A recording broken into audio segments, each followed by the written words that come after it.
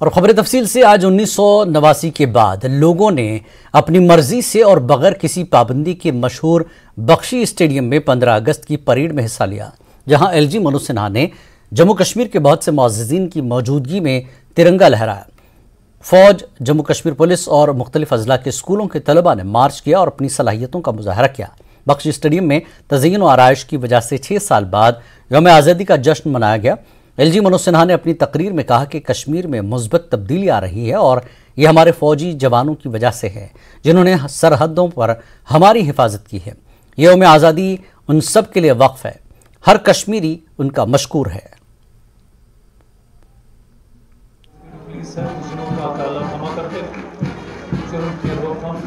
समाज में अमन बनाए रखते हैं।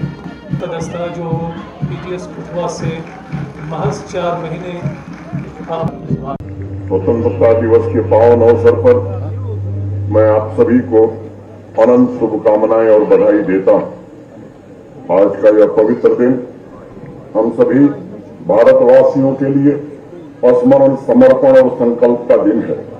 मैं स्मृति के महान पूर्वजों, शहीदों और स्वतंत्रता सेनानियों को नमन करता हूं।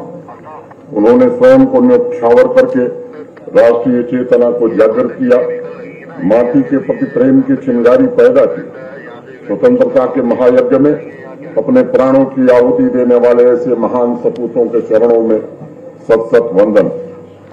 आज 77वें स्वतंत्रता दिवस समारोह के अवसर पर मैं जम्मू कश्मीर पुलिस, केंद्रीय सुरक्षा बल तथा सेना के बहादुर जवानों के प्रति भी अपनी श्रद्धांजलि अर्पित करता हूं। मातृभूमि की रक्षा में उनका अद्भुत पराक्रम, असीम शौर्य एवं बलिदान आज राष्ट्रीय संकल्प बनकर इस पूरे देश का मार्गदर्शन कर रहा है।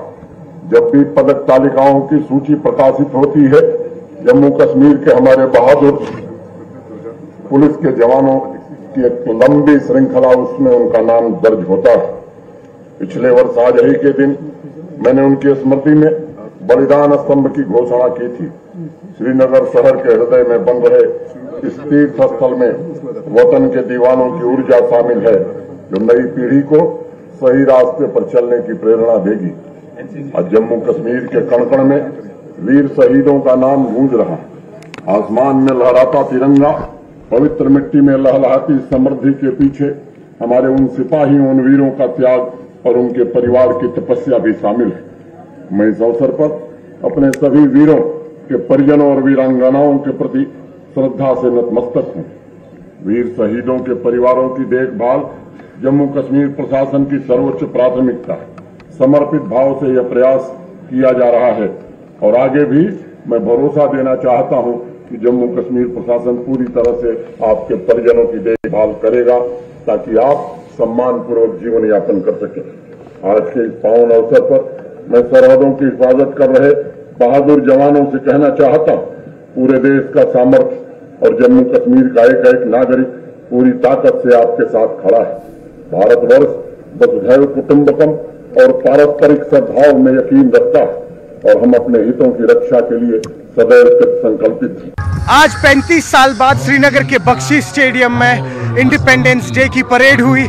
कई सारे लोकल्स जो हैं उन्होंने आज शमूलियत की और काफ़ी सारे रंगारंग प्रोग्राम्स भी यहाँ पे हुए। एलजी मनोज सिन्हा ने गार्ड ऑफ ऑनर लिया, उन्होंने फ्लैग ऑफ किया और जितने भी यहाँ लोग थे आज, स्पेशली सिविलियंस, काफ़ी ज़्यादा खुश नज़र आए। उनका कहना यही था कि आज तक ये इंडिपेंडेंस डे जो है, इसकी जो परेड है, हमेशा से हम टीवी पे देखते आ रहे थे, लेकिन आज 35 साल बाद कश्मीर में हमें एक ऐसा मौका मिला जो परेड हमने लाइव देखी। लोगों में उत्साह था, देशभक्ति का एक जज्बा था, हुब्बुल वतनी का एक जज्बा था। कई सारे स्कूलों ने यहाँ पार्टिसिपेट किया था कल्चरल प्रोग्राम्स में। कुल मिलाकर ये कहा जा सकता है कि कश्मीर में तब्दीली आ रही है और उसका खास एग्जाम्पल आज की इंडिपेंडेंस डे की परेड है। न्यूज़ 18 के लिए फिरोज वानी के साथ श्रीनगर से मैं सरोज कफील। एलजी के मुशीर राजीव राय भटनागर ने जम्मू के मौलाना आज़ाद स्टेडियम में कौमी परचम लहराया। यह जम्मू खित्ते में आज़ादी का सबसे बड़ा जश्न था। भटनागर ने यहां परेड की सलामी ली। इस मौके पर अपने खिताब में भटनागर ने कहा कि जम्मू कश्मीर में अमन लौट आया है और हुकूमत यहां तरक्की को यकीनी बनाने के लिए हर मुमकिन इक़दामात कर रही है। नए कारोबारी इदारों के क़याम के साथ साथ ज़राअत के शोबे में भी मुस्बत पेशरफ्त हुई है।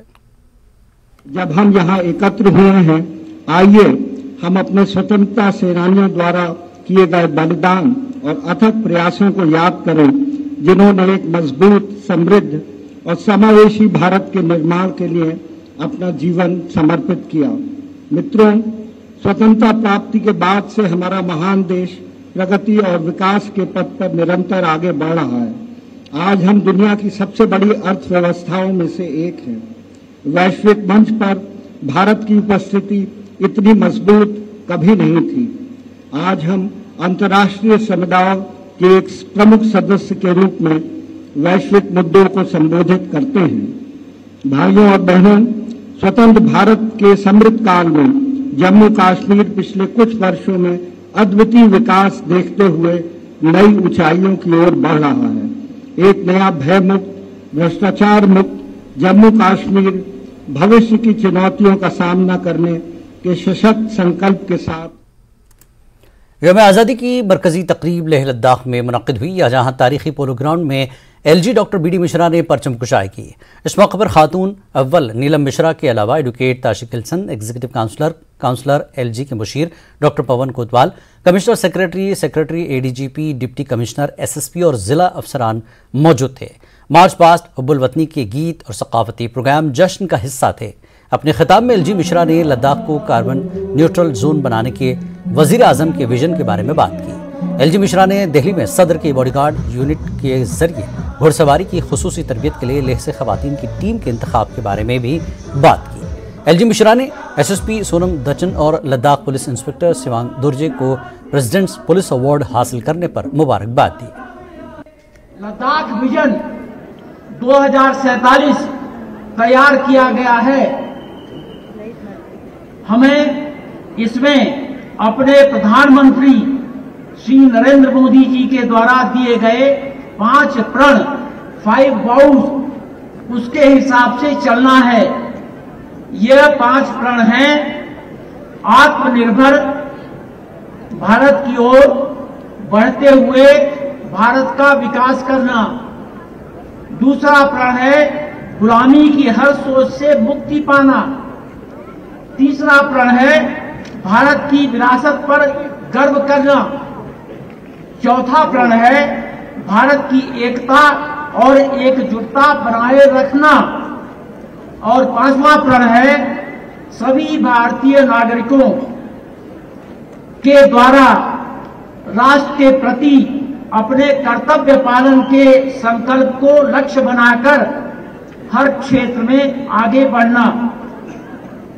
इस स्वतंत्रता दिवस के अवसर पर मैं अपने सशस्त्र बलों, अर्धसैनिक बलों और पुलिस के जवानों को उनके कर्तव्य निष्ठा के लिए कोटिशः धन्यवाद देता हूं। इंडस्ट्रियल इकोसिस्टम को बढ़ावा देने के लिए 6 इंडस्ट्रियल स्टेट्स को हम विकसित कर रहे हैं।